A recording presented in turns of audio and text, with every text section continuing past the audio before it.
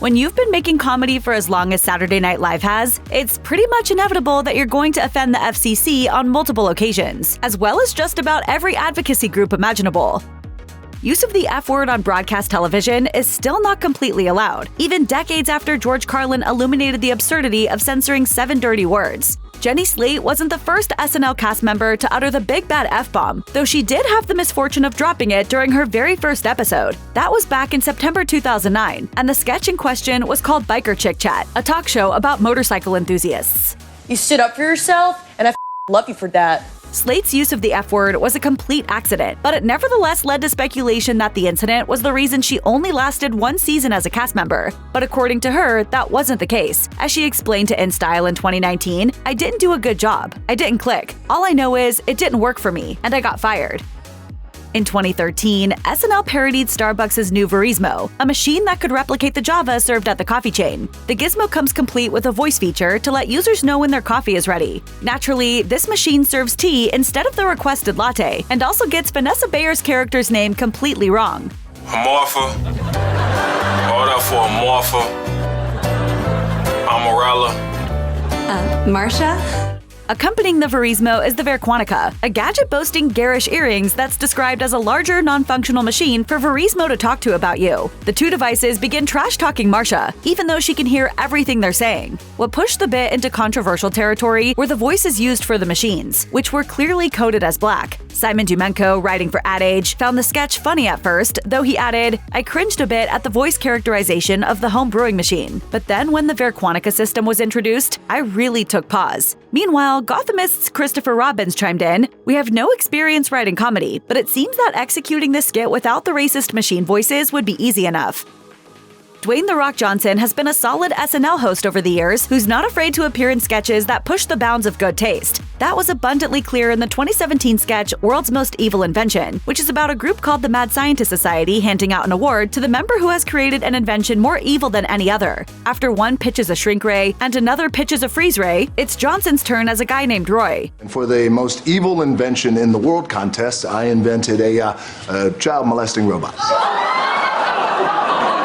The other mad scientists are understandably appalled, especially when Roy proudly boasts that his robot has the capability to harm substantially more kids than any human ever could. Then it somehow manages to get even creepier. What you do is you start by building a regular robot, then you molest it and hope that it continues the cycle. Some viewers were just as appalled as the scientists, with one tweeting, "Harming children isn't funny. SNL crossed the line here." So, do I win the contest? One of the most controversial sketches in the early days of SNL is also among its least remembered. Airing in 1980, it starred Bill Murray, Harry Shearer, and Paul Schaefer as members of a medieval musical group. The sketch parodied the infamous Troggs tapes, a leaked recording of the British rock band the Troggs hilariously arguing in the studio as the F-bombs flew freely. For SNL's version, the word flogging was used as a replacement for the expletive. The sketch went as planned at first, that is, until Schaefer accidentally uttered the actual naughty word, marking the first time it was ever uttered in SNL history. It froze the whole timing off. Schaefer eventually addressed his slip-up in his 2010 memoir, We'll Be Here for the Rest of Our Lives. He recalled, "It went really well in the dress rehearsal, so well that I added extra floggings until there was finally just a total slip. I went white. When it was over, Lorne Michaels came up and said, 'You broke down the last barrier.'" Buck Henry was a frequent presence on early SNL, hosting 10 times in the show's first 5 seasons. One of his most well-known but also most controversial recurring characters was Uncle Roy, a pervy babysitter who takes inappropriate Polaroids of 2 young girls played by Lorraine Newman and Gilda Radner. The sketch's writers, Ann Beats and Rosie Schuster, at least knew that they were walking a fine line. Beats told Vice in 2016, "What was funny to us, first of all, was that the parents in the sketch were so clueless. They were just like, 'Oh, Roy, you're too good.' Then the other thing was that the girls were innocent, and they just always triumphed over him. They turned the tables on him as a sexual predator in a way. It pushed the envelope a little." I hope they don't tie me up with their little jump rope. In an interview with the Television Academy Foundation, Henry explained how he was able to reconcile playing such a creepy character, as he thought the sketches could bring awareness to a real problem. As he put it, "I thought this is a great moment in which, possibly, I can start interesting conversations in families across America about who was the Uncle Roy in their family." Based on a memoir by Betty Rollin, the 1978 TV movie First You Cry starred Mary Tyler Moore as a woman who finds her marriage impacted by the mastectomy she gets after a breast cancer diagnosis. SNL spoofed it a year later with a sketch called First He Cries, which focused on the trauma experienced by the woman's selfish, breast-obsessed husband, played by Bill Murray. Oh, that's him. He's the guy married to Miss Uniboob. While the point of the sketch was clearly to mock the husband's insensitivity, there was no denying just how edgy it was. NBC censors were on the fence about whether or not to approve it, though they ultimately gave their okay. Even Murray recognized how much controversy it could generate. He reportedly complained to one of the show's writers, "Do you know what it's like to go out there and play something that's going to make people hate you?" As anticipated, First He Cries resulted in a tsunami of angry phone calls. 160 originated from just New York City on the evening of the broadcast, and another 75 came the following day, along with 300 letters. One viewer who loved the sketch, though, was Rollin herself, who wrote in a letter, "I wasn't the slightest bit offended. I thought the premise of the sketch was terrific."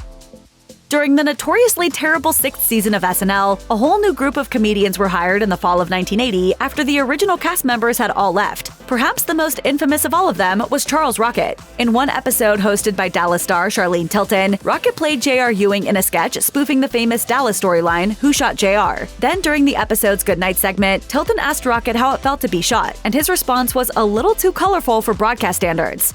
Oh man, it's the first time I've ever been shot in my life. I'd like to know who did it. While Rocket's co-stars left, the shockwaves from his stray F-bomb reverberated long after the credits rolled. According to then NBC president Fred Silverman, SNL had become a disaster ever since new producer Gene Dumanian took over for creator Lorne Michaels. Rocket's slip became an excuse to fire her and overhaul the cast. Silverman recalled, "I said, who needs this aggravation? I think we'd made the decision even before then that we had to get rid of her. This woman was a train wreck, and the shows were just not watchable."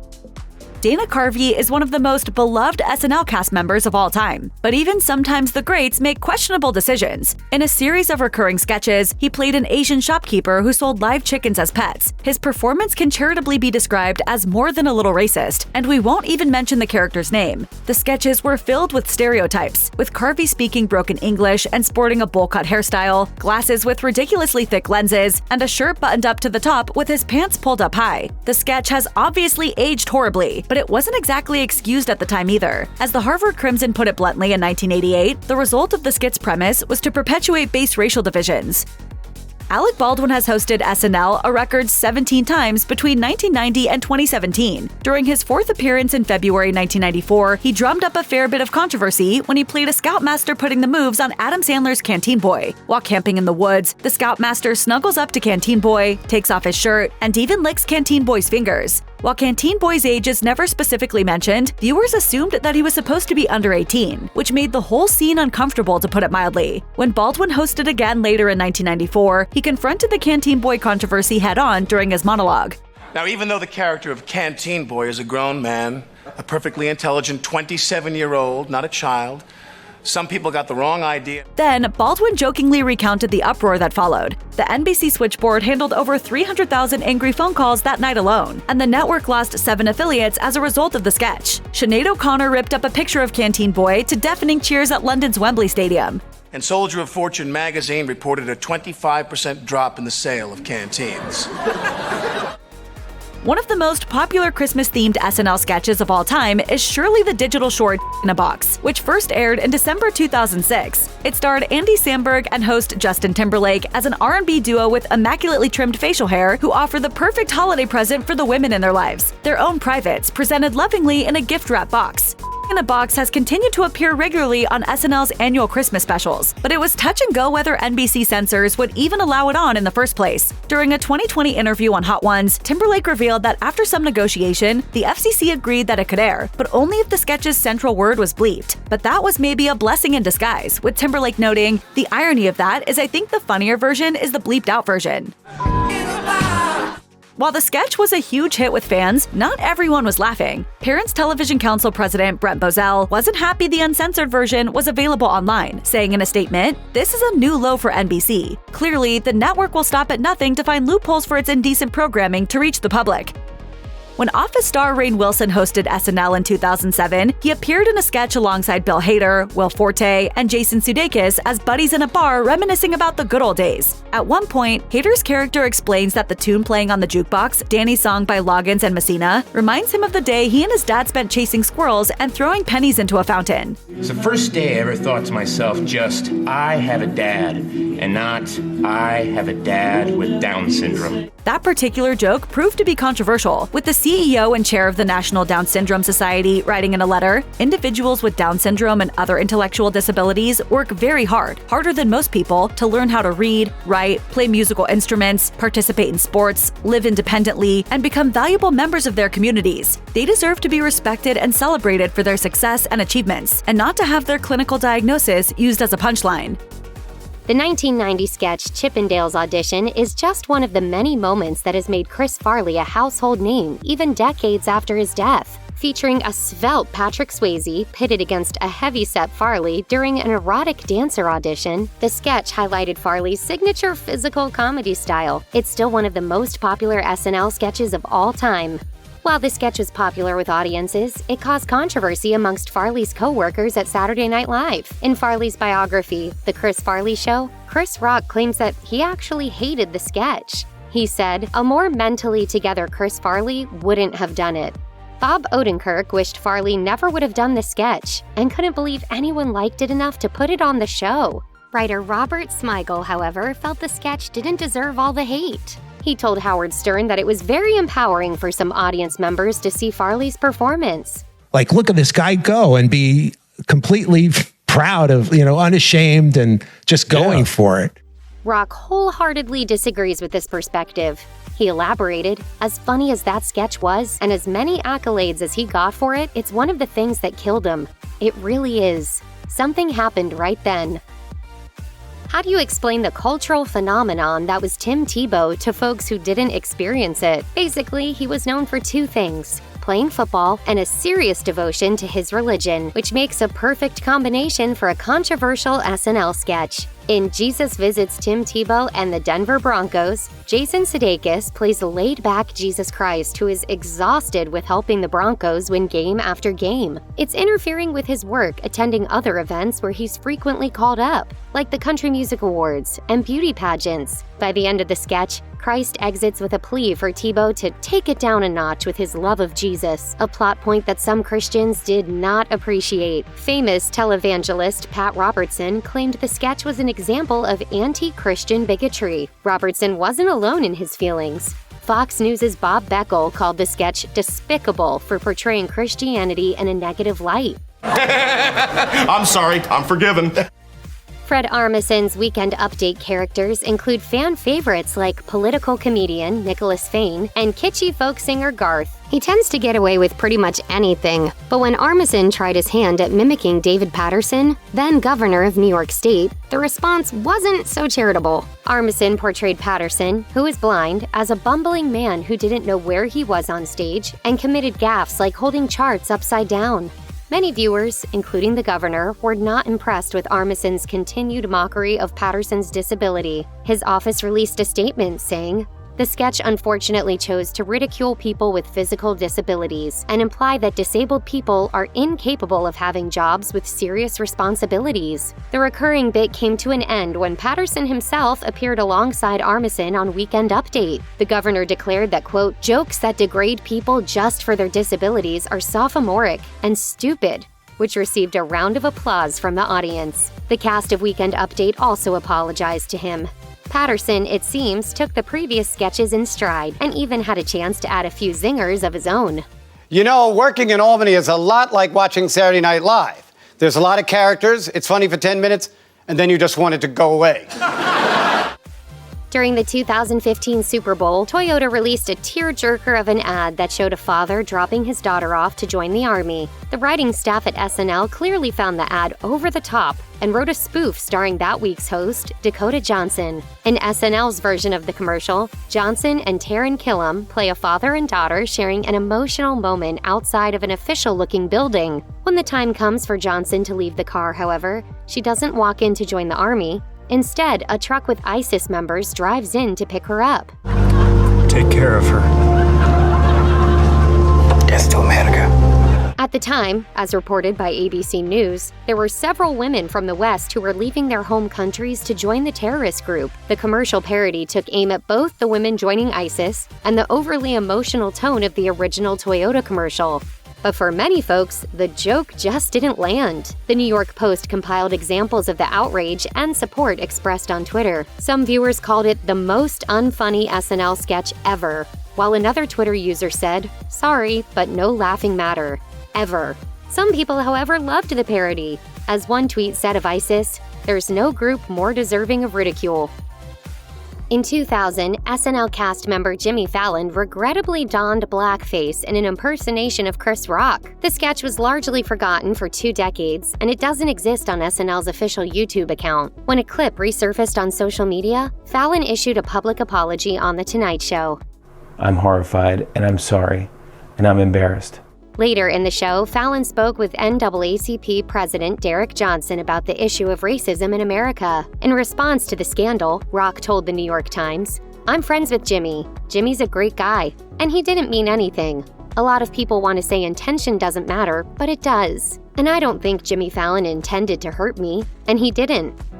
SNL is known for its parody trailers of box office hits, and the popular film Django Unchained was no exception. The sketch, titled Jesus Uncrossed, portrayed the Prince of Peace taking his revenge on the Roman officials that had him crucified in a dramatic, action-filled trailer that featured swords, guns, and lots of blood. Predictably, the sketch enraged some conservative Christians. One think piece posted on Before It's News exclaimed, "This pretend movie trailer is not in the least way funny. It is frankly sick. It is pure, adulterated blasphemy of Jesus Christ, the Son of God and the Savior of mankind." The sketch also angered the Council on American Islamic Relations. According to The Atlantic, the council called the sketch extremely offensive to Muslims and to all those who believe in his message. Such a distasteful portrayal of a religious figure revered by billions of Muslims and Christians worldwide crosses the comedic line. The folks at SNL likely expected the backlash, and they didn't ask for forgiveness. No more Mr. Nice Jesus.